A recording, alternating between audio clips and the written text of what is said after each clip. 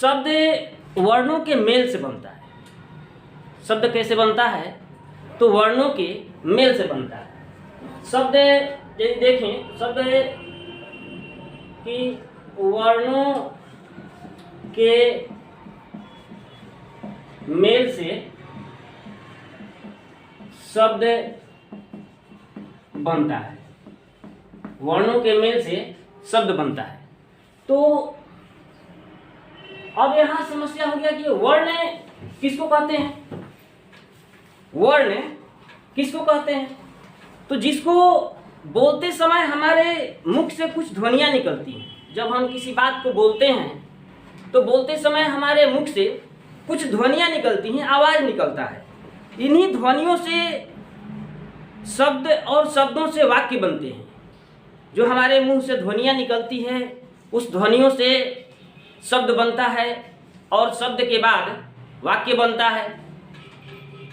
इस प्रकार से जैसे हम देख लें, तो एक है अनार का लेते हैं। अनार एक शब्द है। इसमें कौन कौन से वर्ण लगे हुए हैं? अ, ना, र। इस प्रकार से यदि इसको इस प्रकार भी लिख सकते हैं, अ जोड़, न हलंत जोड़, आ जोड़, र। फिर यहां भी हलंत करके अ लिखेंगे। तो ये जिसमें जितने लगे हुए हैं, अ, न, आ, र, अ, ये सब क्या है? वर्ण है।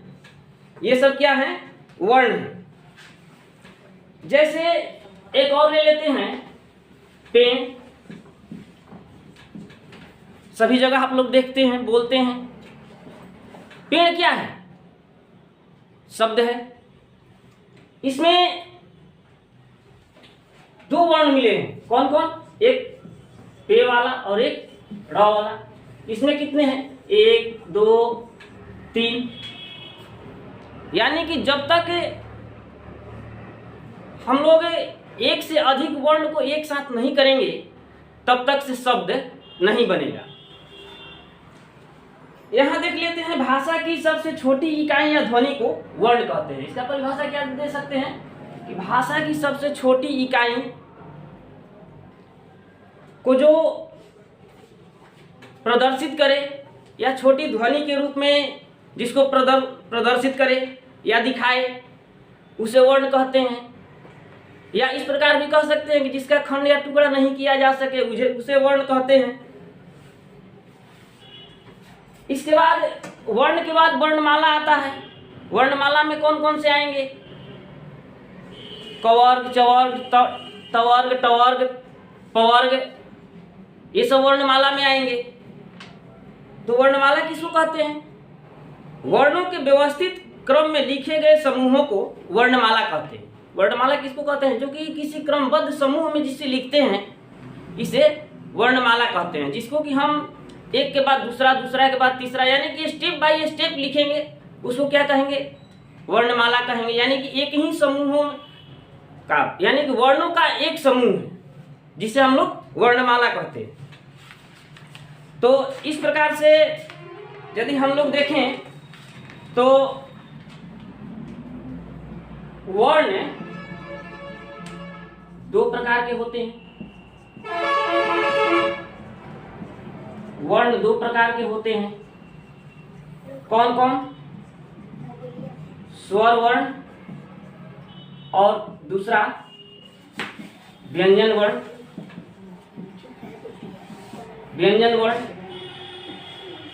तो स्वर वर्ण पता है आप लोगों को, जिन वर्णों को बोलने के लिए किसी अन्य वर्ण की सहायता नहीं ली जाए, उसे स्वर वर्ण कहते हैं। यानी कि जिसको स्वतः बोला जाए, उसे स्वर वर्ण कहते हैं। व्यंजन वर्ण,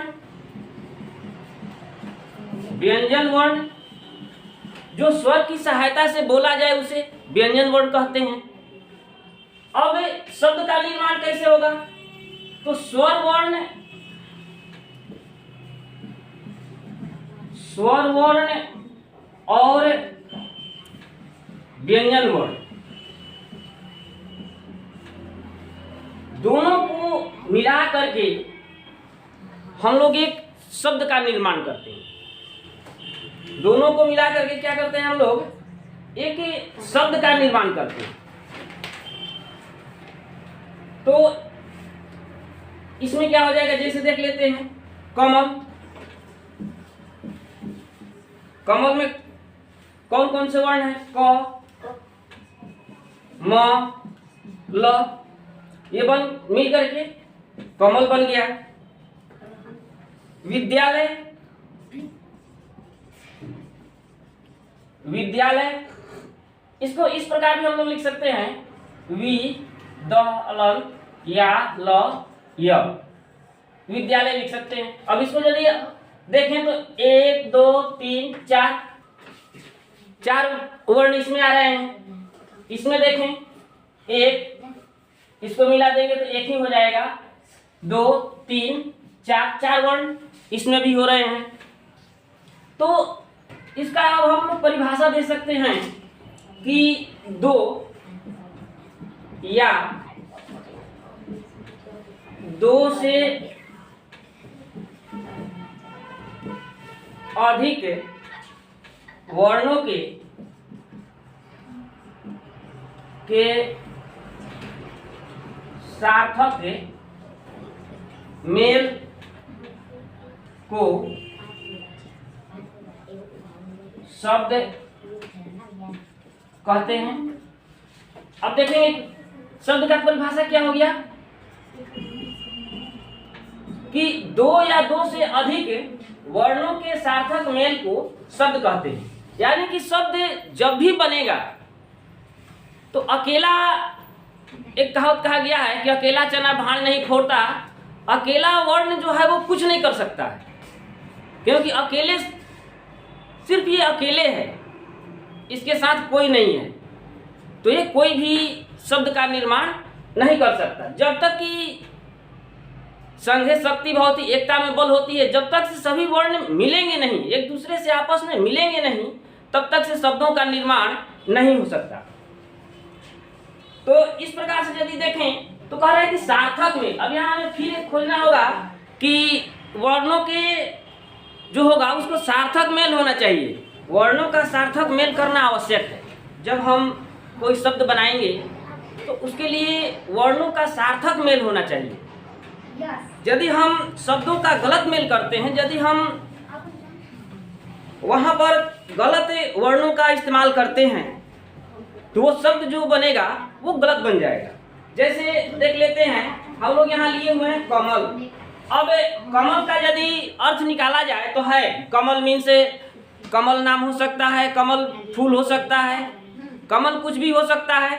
लेकिन यहाँ पर यदि इसको हम लोग वर्णों को अलग कर दें, जैसे हम लिख दें ल म क, अब लमक कर दें तो लमक मीन्स क्या, अब ये सार्थक हुआ और ये निरर्थक हो गया, उसका कोई अर्थ नहीं है। तो अब देखते हैं कि शब्द तो दोनों बना, ये भी शब्द बना और ये भी शब्द बना। जैसे एक ले लेते हैं कि गुलाब ले लेते हैं, गुलाब। यदि गुलाब है तो इसको पहचानते हैं, गुलाब एक फूल है, इसमें खुशबू होती है। और यदि इसको हम लिख दें बलागु, अब लीजिए, अब यहाँ गुलाब का कुछ और अर्थ निकल रहा था, अब यहाँ इसका कोई अर्थ ही नहीं निकलेगा। बलागु क्या है, बलागु। तो अब हम लोग कह सकते हैं कि शब्द जो है, शब्द दो प्रकार के होते हैं। शब्द कितने प्रकार के होते हैं, 2 प्रकार के। कौन कौन, पहला हो गया सार्थक शब्द, सार्थक शब्द, और दूसरा हो गया निरर्थक शब्द, निरर्थक शब्द। अब देखेंगे, जिस शब्द का लिख देते हैं, जिस शब्द का कोई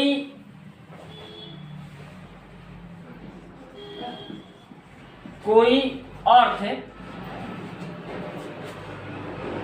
कोई ऐसे लिखते हैं, कोई ना कोई अर्थ होता है या हो उसे, यानी कि जिस शब्द का कोई ना कोई अर्थ होगा, जिसका कुछ ना कुछ अर्थ होगा, उसे हम क्या कहेंगे? सार्थक शब्द। ऐसे भी देख लेते हैं, यदि हम सार्थक शब्द कहते हैं, ऐसे भी यदि तोड़ दें तो स प्लस अर्थ,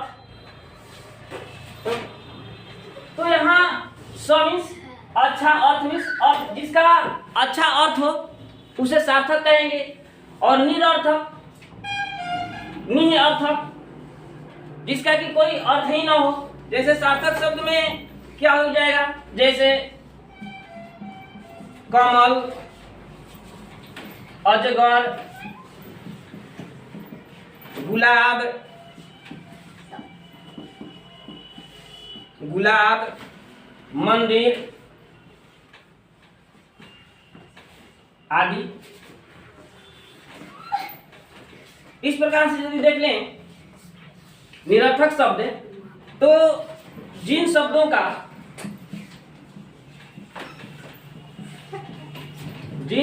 का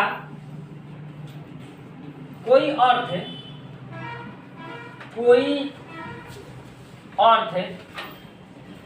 नहीं होता, उसे निरर्थक शब्द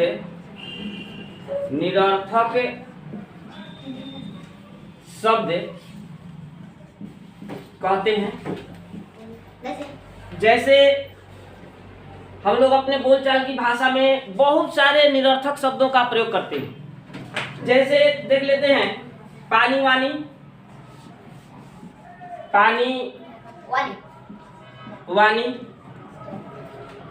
इसके बाद अब यहाँ पानी तो पता है, पानी मीन्स पीने वाला जल, लेकिन वाणी क्या है? यहाँ इसका कुछ अर्थ नहीं है, ये निरर्थक शब्द है। इसके बाद लोटा वोटा, लोटा ओटा, यहाँ वाणी और वाणी का अर्थ बोलना भी होता है, लेकिन यहाँ कुछ ऐसे शब्द हैं जिसका कि अर्थ नहीं निकलता। पानी वानी एक साथ कर दिए, पानी वानी मीन्स क्या? पानी तो मिलेगा, वानी मीन्स क्या मिलेगा? कुछ नहीं मिलेगा। कहते हैं लोटा वोटा, ये बोलचाल की भाषा में हम लोगों का है, ये क्या है? बोलचाल की भाषा में है। जैसे और हम लोग बोल देते हैं धोती वोती लाइए, चाय वही लाइए, चाय मिलेगा, वही क्या मिलेगा? कुछ मिलेगा? वही नहीं मिलेगा। तो बहुत सारे ऐसे शब्द हैं जिनको जहां पर देखते हैं पानी वानी, लोटा, जैसे एक और होता है धोती वोती, धोती वोती। अब यहाँ वानी, ओटा, ओती, ये सब क्या है? निरर्थक शब्द हैं। ये सब क्या है? निरर्थक शब्द हैं। इस